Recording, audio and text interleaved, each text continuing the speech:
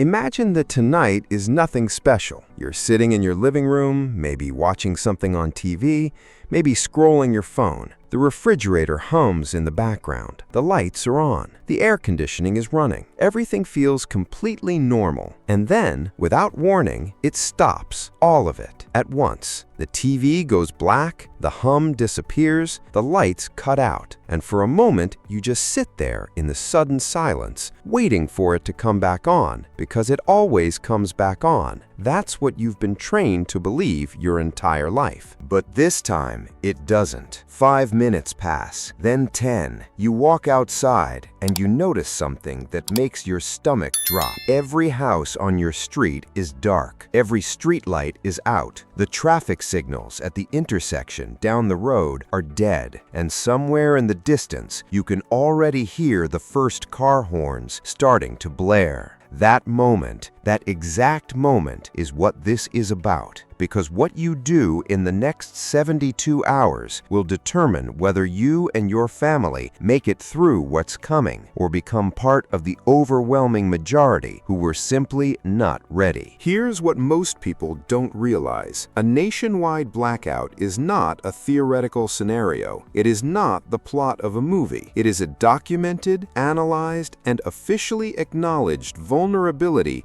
in the United States power infrastructure, one that multiple federal agencies, grid engineers, and emergency preparedness experts have been warning about for years. The question was never really if. The question has always been when. And when it happens, the cascade of failures that follows will move faster than most people can process. Within hours, not days, the systems you depend on every single day will begin to fail in sequence, and most Americans will have no idea what to do because they never thought they would actually need to know. But here's what's strange. There's one thing, one specific failure point that almost nobody talks about that will determine whether your neighborhood survives the first week or collapses into something that looks completely unrecognizable. We're going to get to that, but first, you need to understand what you're actually up against, because the blackout itself isn't even the real danger. The real danger is what comes after it, and it starts much sooner than you think. The United States power grid is not one system. That's the first thing to understand.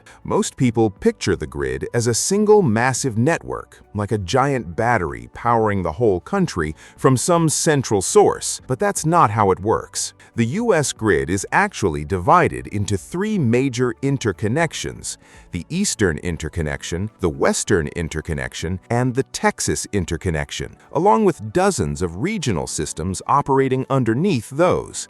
These systems are managed by a patchwork of utility companies, regional transmission organizations, and independent system operators, all coordinating in real time to balance electricity supply and demand across millions of nodes. It is an engineering marvel, and like most engineering marvels, its greatest strength, its complexity, is also its most catastrophic vulnerability. Here's the science behind it. The grid operates at a precise frequency, 60 Hz in the US, meaning the alternating current cycles 60 times per second across the entire interconnected network. Every generator connected to the grid must spin in perfect synchrony with every other generator. The moment that balance is disrupted, whether by a sudden loss of a major generating station, a cyber attack on transmission systems, extreme weather overloading distribution lines, or a physical attack on critical substations, the frequency shifts. Protective systems kick in. Generators trip offline automatically to protect themselves from damage.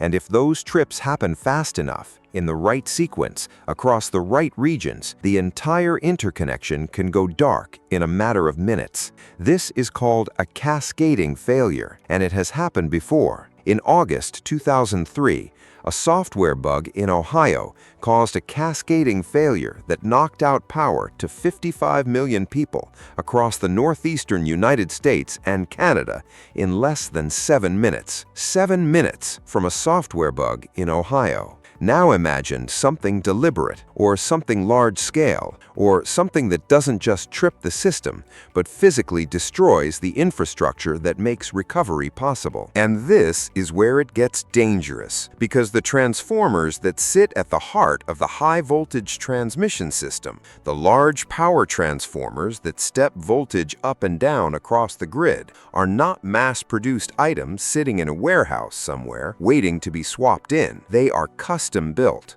They weigh hundreds of tons. They take 12 to 18 months to manufacture. Many of them are built overseas. There are roughly 2,000 of these critical transformers in the United States, and the nation holds fewer than 400 spare units. That means if a significant number of those transformers are damaged or destroyed in a single event, the recovery timeline isn't days or weeks, it's months, possibly years. That is not speculation. That is the documented technical reality of U.S. grid infrastructure, confirmed by the Department of Energy, NERC, the North American Electric Reliability Corporation, and multiple congressional reports. The grid is not resilient against a serious attack. It never has been. But here's what most people don't realize, and this is the part that changes everything about how you need to think about preparation. You don't need a physical attack for this to become your reality. An extreme geomagnetic storm from the sun, a Carrington-level event named after the 1859 solar storm that, if it happened today, would induce massive electrical currents in long transmission lines and destroy transformers across the grid, is considered by scientists to be not only possible, but statistically overdue. A coordinated cyber attack on grid control systems of the kind that was successfully executed against Ukraine's power infrastructure in 2015 and 2016 is a documented threat that U.S. intelligence agencies have openly acknowledged. And simple extreme weather events, the kind that are becoming more frequent, more intense, and more geographically widespread every single year, have already demonstrated the capacity to overwhelm regional grid systems and knock out power for millions of people for extended periods. Winter Storm Uri in February 2021 left more than 4.5 million Texas households without power in sub-freezing temperatures. People died, not because anyone planned poorly, because the system failed faster than anyone was prepared to respond. So when we talk about a nationwide blackout, we're not talking about something exotic. We're talking about the convergence of documented vulnerabilities, documented threats, and documented historical precedents, and the reality that the average American household is completely unprepared to function without grid power for more than 24 to 48 hours. That's the real crisis, not the blackout, the unpreparedness, and that's exactly what we're going to fix right now. But before we get into the 9 things you need to do, there's something you need to understand about the timeline of what actually happens after the lights go out, because most people imagine it wrong. They imagine it as an inconvenience that escalates gradually. That's not what the data shows. What actually happens is a series of simultaneous system failures that hit so fast and so hard in the first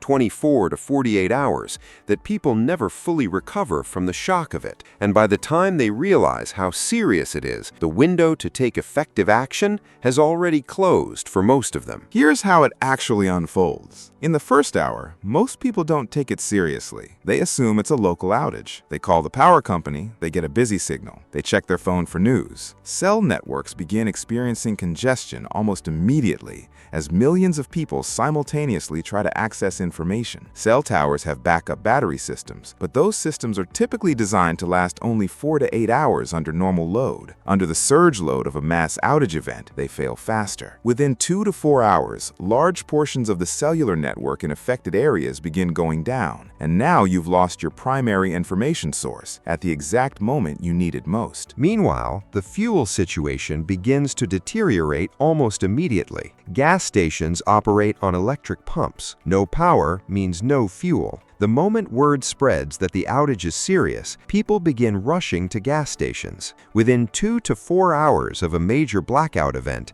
the lines at any gas station with a generator backup will stretch for blocks. Within 6 to 8 hours, most stations without dedicated backup power simply cannot serve customers. And within 24 hours, fuel supplies at accessible stations are largely exhausted. If you haven't already filled your vehicle and any portable container containers before that window closes, you are now operating in a world where gasoline is effectively unavailable for the duration of the event. The real problem starts here, because most people's plan, if they have any plan at all, begins with the assumption that they can acquire resources after the blackout starts. They figure they'll go to Walmart and stock up when they realize it's serious. But Walmart runs on power. Its point-of-sale systems, its inventory management systems, its refrigeration and lighting, all of it requires electricity. In a grid-down scenario, major retailers typically close within hours, both because they cannot operate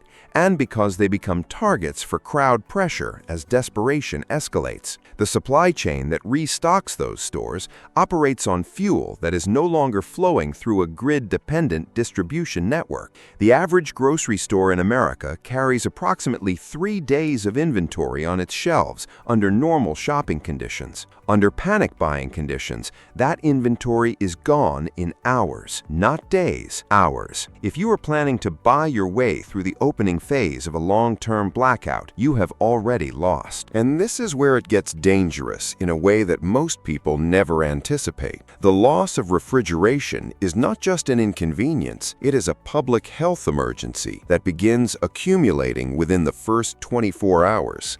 The average American refrigerator, when the power goes out, maintains safe food temperatures for approximately 4 hours if you keep the door closed. The average freezer will hold safe temperatures for 24 to 48 hours if it's full and the door stays closed. After that, perishable food begins to enter the danger zone, the temperature range between 40 and 140 degrees Fahrenheit, where bacterial growth accelerates exponentially. If people begin consuming spoiled food, which they will, because hunger doesn't care about food safety guidelines, the result is widespread foodborne illness in a population that simultaneously has no functioning hospitals operating at full capacity. The combination is devastating. Because here's what's happening at the hospitals at the same time. Hospital backup generators are required by law, and most large hospitals do maintain them. But those generators run on diesel fuel. Under normal backup power protocols, hospitals keep enough diesel on site to run for approximately 96 hours, 4 days. After that, they need resupply. In a regional outage, resupply is difficult but achievable. In a nationwide or multi-regional outage, the fuel supply chain is itself compromised, meaning hospitals begin running out of backup power somewhere between 3 and 7 days into the event. And well before that point, the healthcare system is already overwhelmed, not just by trauma and illness from the blackout itself, but by the massive influx of patients who depend on electrically powered medical equipment at home. Ventilators, CPAP machines, insulin that requires refrigeration, dialysis patients who need treatment every 2 to 3 days, home oxygen concentrators. These populations become medical emergencies within the first 24 to 48 hours of a serious grid-down event, and the healthcare system has no scalable solution to absorb them. Every emergency room in the affected region will be overwhelmed within the first day, and that's before the injuries from traffic accidents at dead intersections, the house fires from improvised heating and lighting, and the violence that inevitably follows resource scarcity in dense urban environments. Now, here's what most people don't realize, and this is the detail that completely reframes how you should think about every single thing we're about to cover.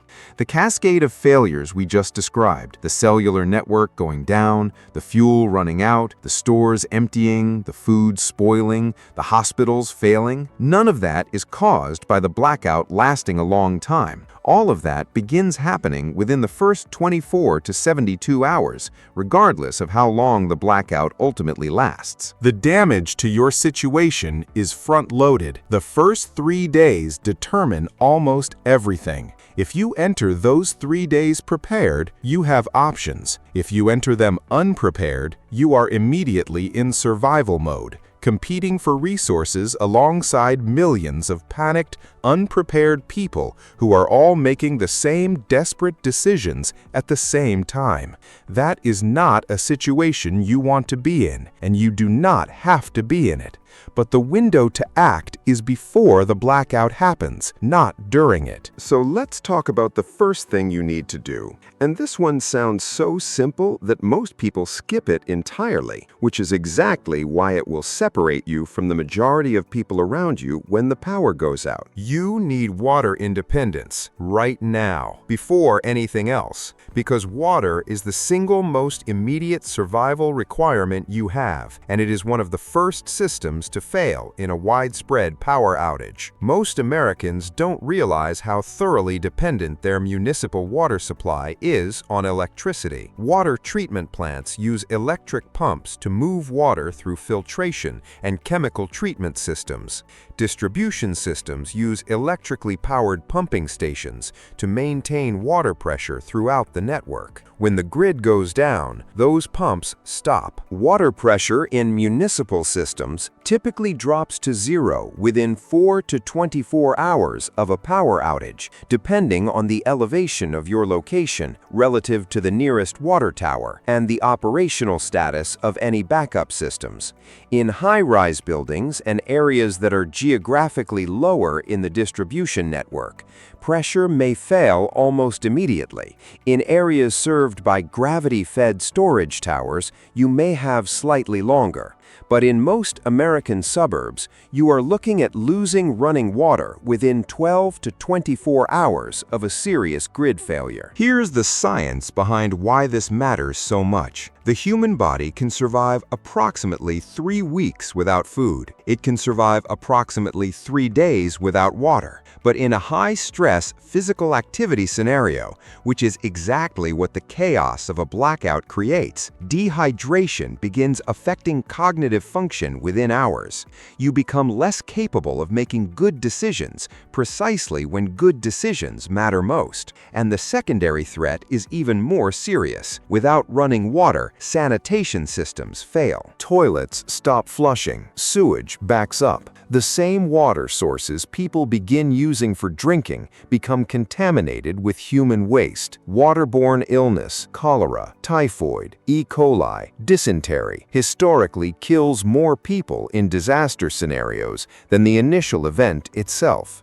The 1906 San Francisco earthquake killed approximately 3,000 people directly. The epidemic that followed killed thousands more. So what do you do about it before the blackout? You store water. The FEMA recommendation is 1 gallon per person per day, but that is an absolute survival minimum for drinking only. For cooking, basic sanitation, and any realistic level of functionality, you need closer to 3 gallons per person per day. For a family of 4 planning for a 30-day scenario, which represents a serious but not worst-case long-term outage, means you need approximately 360 gallons of stored water. That sounds like a lot, but a single 55-gallon food-grade water barrel costs less than $30 and can be stored in a garage, basement, or utility space. 7 of those barrels gives a family of 4 a 30-day supply. But storage alone is not enough, and here's where most preppers make a mistake that could cost them their lives.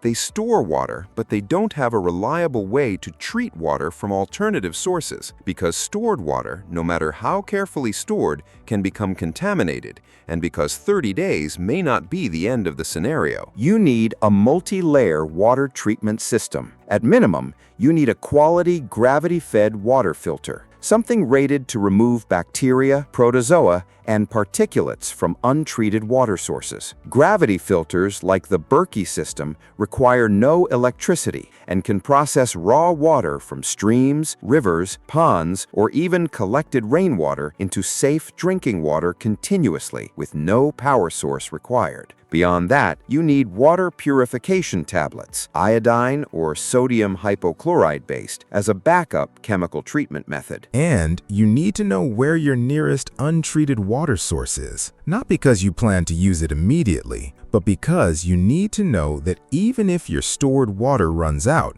you have a pathway to continued water access. A high-quality gravity filter is probably the single highest return survival investment you can make, and it can be had for under $300. Per gallon of safe water produced over its lifetime, the cost is fractions of a penny. But here's what most people don't realize about water in a blackout. And this is something you can do right now, tonight, for free, with no special equipment. The moment you realize the power is out and may not be coming back quickly, you need to fill every bathtub in your house, every large pot, every bucket, and every container you own with tap water. You have a narrow window, potentially only a few hours before water pressure fails. That window may give you an additional 200 to 400 gallons of water that requires no treatment, no equipment, and no prior preparation, just the presence of mind to act fast before the system fails. Most people won't do this because they're too busy trying to figure out what's happening. You'll do it because you already know what's happening. That is the difference that makes the difference. Now let's talk about the second thing, food. And this is where most people get it exactly backward, spending enormous energy on complex survival food systems when the actual answer is much simpler, much cheaper, and much more effective. Most Americans keep approximately 3 to 7 days of food in their homes at any given time, and the majority of that food requires either refrigeration or cooking that depends on a gas or electric stove connected to utility systems. In a grid-down scenario, that food supply is largely inaccessible or will spoil within 24 to 48 hours. The goal of your food preparation strategy is not to stockpile elaborate survival meals, although those have their place, but to ensure that you have a minimum of 30 days of caloric coverage for every person in your household. Using food that requires minimal preparation, has long shelf life at room temperature, and actually gets eaten as part of your normal rotation. This last point is critical, and it's where most people fail. They buy a bunch of food they would never normally eat, store it, forget about it, and then discover years later that it's expired, and they've wasted hundreds of dollars. Here's the science behind caloric need under stress. The average adult requires approximately 2,000 calories per day under sedentary conditions. In a physically demanding grid-down scenario, carrying water, maintaining security, potentially evacuating, that requirement jumps to 2,500 to 3,500 calories per day. Children, elderly individuals, and people with medical conditions have different but equally important caloric profiles. The practical implication is that when you're calculating your food storage, you should err on the high side. A 30-day supply for 4 adults at 2,500 calories per day is 300,000 calories. That sounds enormous, but in terms of practical storage, that translates to roughly 150 pounds of staple foods: rice, dried beans, oats, pasta, combined with canned goods, oil, salt, sugar, and supplementary items. The total volume fits in a single large closet. The total cost, bought on sale and rotated regularly, is somewhere between $200 and $400. The difference it makes in a serious emergency situation is literally the difference between feeding your family and not feeding your family.